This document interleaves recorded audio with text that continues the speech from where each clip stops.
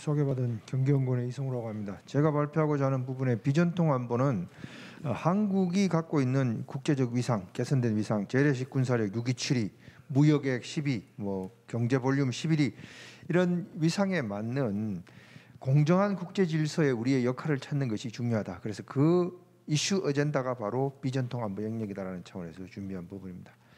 그래서 다들 아시는 바와 같이 힘의 질서, 국제 질서가 계속 변하고 있고 양극 체제에서 다극 체제로 왔다는 것과 그다음에 2007년 금융위기 때부터 국제 질서가 더 이상 소수의 슈퍼파워인 패권국이라든가 또는 G7과 같은 기존의 국가들로는 유지가 어렵다. 그래서 G20로 역할이 확대되고 그다음에 신흥국인 믹타라든가 인도, 브라질, 한국, 오스트레일리아, 호주 같은 나라, 터키, 한국까지도 이제 들어가서 이런 신흥국들의 역할에 대한 이야기가 많아지고 있습니다. 그래서 이러한 역할에 있어서 미국이 트럼프 행정부 4년 동안 약간 우선 미국의 우선주의라든가 일방주의, 예외주의로 국제 질서가 약간 흔들리는 모습을 보였지만 다시 바이든 행정부에 들어오면서 도덕적 국제주의를 추구하고 있기 때문에 이게 다시 미국이 외교적인 문법, 전통적인 문법으로 돌아가서 패권을 주도하겠다라는 전략으로 돌아갔는데 아까 전에도 나왔던 말처럼 우리 문재인 정부의 한미 정상회담에서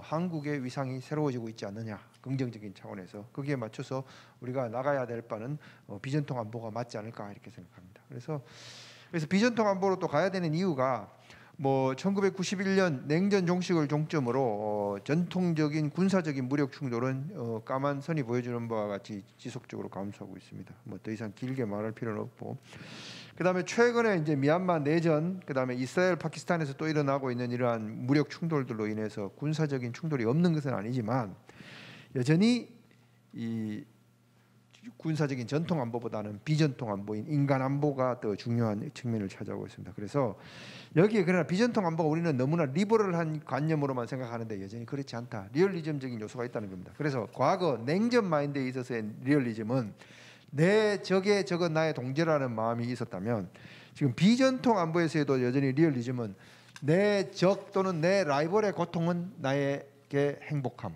나의 이익이라는 캘큘레이션으로 정치적인 대응을 하고 있지 않을까 이렇게 생각합니다. 그래서 우리가 이제 이런 비전통 안보에서 내 라이벌의 고통이 나에게 덕이 되는데 결국 덕이 되지만 또 덕이 안 되고 공동으로 대처해야 되는 문제들이 한 10가지로 기존의 학자들이 정리하는데 여기 원자력 안전이 빠져 있습니다. 그래서 원자력 안보가 아니고 안전입니다.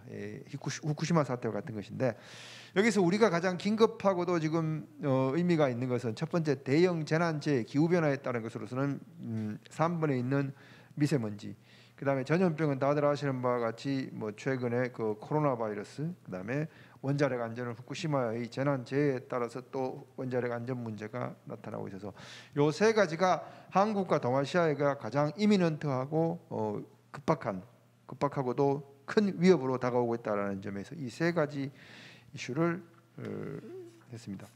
그래서 특징은 여기 굳이 제가 길게 이야기할 필요가 없을 것 같습니다. 인간 안보 의제가 확장이 되고 있고 방금 말했듯이 동아시아에서 가장 위협적이고, 그다음에 초국경성은 후쿠시마에서 지금 오염수를 흘린다고 하니까 소금도 지금 몇 월 며칠 이후로 생산된 것은 먹지 말자라고 말할 것처럼 우리 생활에 직접적인 개인에게 위협으로 다가오고 있고, 그다음에 동맹과는 무차별합니다.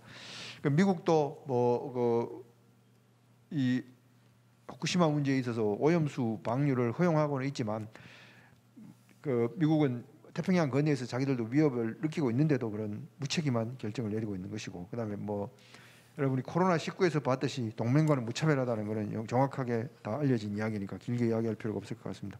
그러나 다만 대응에 있어서는 국제 공공재적 특성이 있어서 이게 이제 비용을 따내려 가지 않습니다. 이익은 사유화하고 비용은 시스템에다 전가하는 이런 행태가 지속적으로 나타나고 있죠. 이게 일본이 오염수 방류하는 것도 그렇고 중국이 미세먼지에 대해서 나는 모르겠다라든가 정확하게 그게 중국이라고 할 수 없다라는 과거의 이름을 빙자한 책임 전가가 일어나고 있고, 그다음에 시스템에다가 전가하는 이런 공유지의 비극 내지는 컬렉티브 액션 프로블럼이 지속적으로 되고 있기 때문에 이러한 역할을 우리가 어느 정도 한다면 동아시아에서 지속 가능하고도 공정한 국제 질서를 창출하는데 한국의 역할이 있지 않을까 이렇게 생각합니다. 그런데 여기서 이제 이론적으로 잠깐 보고 갈 부분은 국가 안보가 인간 안보로 전환되는 과정에 있어서 국가 안보는 그야말로 국경이 있고 국가들 간의 군사력으로서 상대방의 외침을 막으면 되는 것이었지만, 인간 안보는 각각 개인의 행복과 삶의 영속성을 유지하는 데 있어서 우리가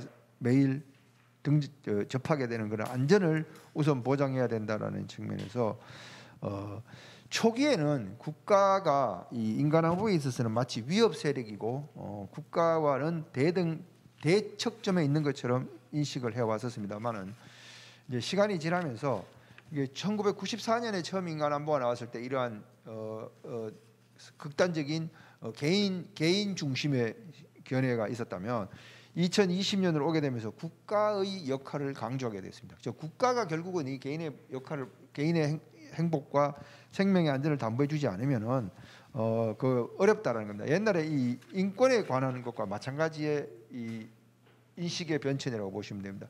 초기에는 국가가 스테이트 스폰서드 바이올런스로서 국가가 인권의 적극적인 침해자로, 가해자로 인식이 되어 있지만, 결국은 그런 국가를 국제사회가 응징함으로써 정의로운 질서를 만들어내는 것처럼 이러한 인간 안보에 있어서도 맞습니다. 국가가 인간 안보에 대한 위협 세력이기도 하지만, 그런 위협하고 있는 국가들을 응징함으로써, 집단적으로 응징함으로써 선의의 국가가 등장할 수 있도록 해주는 것, 그것이 바로 공정한 국제 질서를 만들어 나가는 길이라고 생각합니다.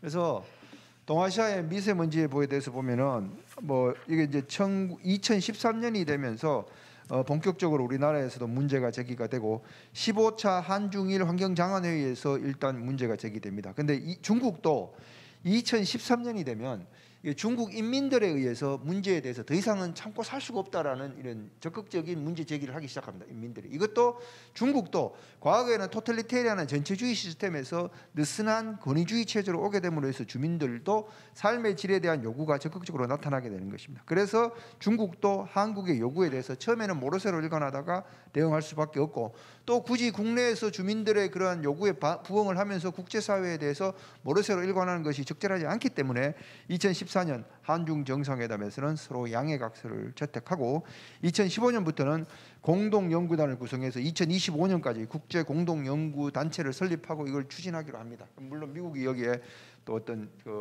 위성 자료를 제공하고 함으로써 상당한 진전이 일어나고 있는 부분입니다. 그래서 여기에 우리가 적극적으로 했던 역할이 있기 때문에 이걸 긍정적으로 평가한다면 앞으로는 이 미세먼지에 있어서는 좋은 결과를 가져올 수 있을 거라고 생각을 하고요. 그다음에 원자력 안전이 이제 조금 이제 껄끄러운 문제로 남아 있습니다. 여전히 위협적이고요.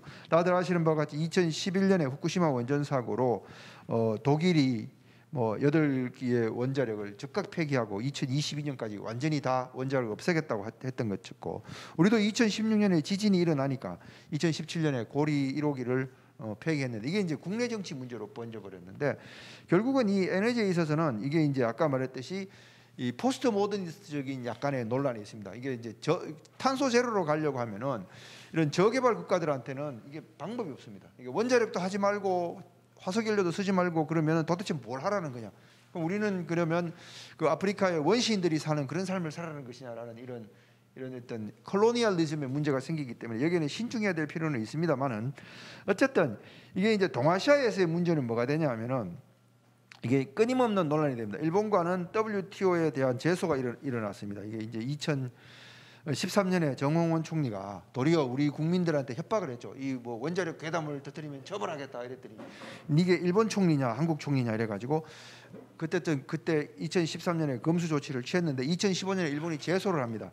그러나 WTO에 제소를 해서 풀어라라는 일본이 승소를 하지만 2019년에 최종적으로 우리가 승소를 함으로써 이제 그 검수 조치가 유지가 되는데, 문제는 또 이 중국의 동해안, 우리 황해 건너 쪽에 총 32기 정도가 전부 이 중국의 원자력 발전소가 거기에 배치되어 있기 때문에 상당히 문제가 심각합니다. 그래서 여기에 대해서는 우리가 동아시아 3국이 협력을 해야 되는데, 동북아 원자력 안전 협력회의라서 TRM 플러스를 하고 있지만 여기에 대해서 기본적으로 협력 체계가 잘 진전되고 있지 않습니다. 여기서 각국이 3억 달러를 내서 CSC라 그래서 이게 국제 보존 협력 기금, 원자력 사고가 데미지가 일어났을 때 여기에 대해서 공동으로 하는 그런 기금을 만들려고 했더니 일본만 여기에 돈을 내고 나머지 한국과 중국은 내지 않습니다. 그 이유가 뭐냐면은 여기 돈을 내서 그 협력 기금으로 찾아가는 것보다 국제사회에 소송을 제기함으로써 사법재판소에서 돈을 받아내는 것이 더 큰 데미지에 대한 보장 조치라고 생각하기 때문에 이게 이제 국가주의적인 이 패러다임이 작동하고 있습니다. 그래서 동아시아의 원자력 안전에 대한 협력이 상당히 난항을 겪고 있고 특별 인출권에 대한 이런 협력이 진전을 이루지 않고 있어서 여기에 대해서도 더 적극적으로 액수를 늘리든지 보다 더 체계적으로 접근할 필요가 있습니다.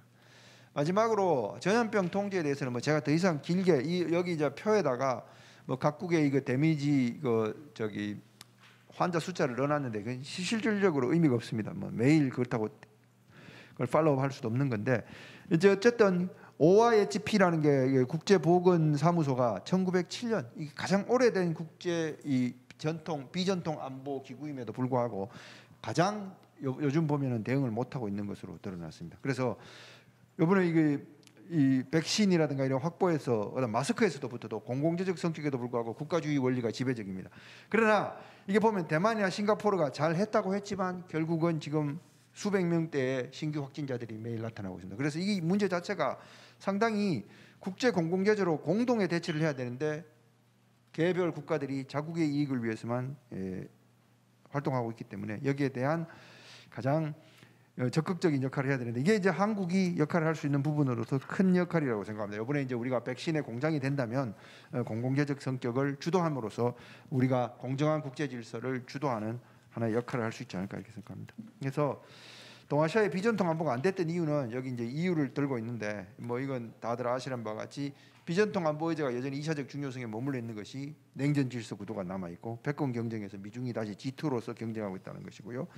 그다음에 다자주의의 경험이 부족하고 뭐 당연히 여기는 부족하죠. 중국이나 미국도 다자주의를 이야기할 때는 진정한 다자주의를 통해서 국익을 확대하는 그런 어떤 윈윈의 이 전통적인 상대적인 이익이 아닌 절대적인 이익을 추구한다기보다는 패권을 확보하기 위한 줄세우기, 동맹국 줄세우기로서의 정책적인 효과가 컸다는 것. 그다음에 군사적 위협이 여전히 상존하고 있고 아까처럼 반적금 지연 거부 전략을 중국은 A2AD를 유지하고 있기 때문에 여기서도 중국은 계속적으로 다자 협력을 이야기할 때는 지리적으로 폐쇄적입니다. 아시아 국가만의 다자주의, 미국은 빠져라 이렇게 되는 것이고 또 미국은 중국이 그렇게 패권을 잡는 게 싫으니까 개방적, 인클루시브하게 하지만 전혀 그 태평양의 남미에 있는 태평양 연안 국가까지 넘으로 인해서 이게 지리적 정체성이 흐려지니까 결국은 이 비전통 안보든 전통 안보든 다자주의 협력이 이 정체성이 흐려짐으로써 진전되지 못했고 다들 아시는 바와 같이 국내 정치적으로 동아시아에서는 중국, 러시아, 북한이라는 권위주의 국가가 다 있고 일본에 대해서도 저는 상당히 유보적인데 이거는 더 이상 이야기하지 않겠습니다. 논란이 많으니까. 그래서 어쨌든 우리가 노무현 정부 때부터 지속적으로 MB 독트린, 동북아 균형자론 이게 국제사회로부터 많은 논란의 여지는 있었지만 박근혜 정부의 동북아 평화협력 구상이 지금 문재인 정부의 플러스 3 책임 공동체까지도 다 논란의 여지는 있었지만 저는 바람직한 방향이었다고 봅니다. 장기적으로 우리가 국제사회에서 지속적으로 개선되는 우리의 국가적 위상을 바탕으로 동아시아에서 역할을 수행함으로써 공정한 국제 질서에서 우리가 우리의 역할을 맡아 나간다. 이게 이제 국제사회에서 우리의 개선된 국제적 국가 위상에 맞춰서 역할을 하는 것. 그게 바람직한 대응이기 때문에 그래서 비전통 안보에 대해서 노무현 대통령이 했던 동북아 균형자론이 상당한 조롱을 받았지만 선구적으로 추진해 왔고 이명박 대통령의 MB 독트린도 저는 그 연장선에서 봐줘야 된다. 당파적인 걸 떠나서 그래서 문재인 정부에까지 와서는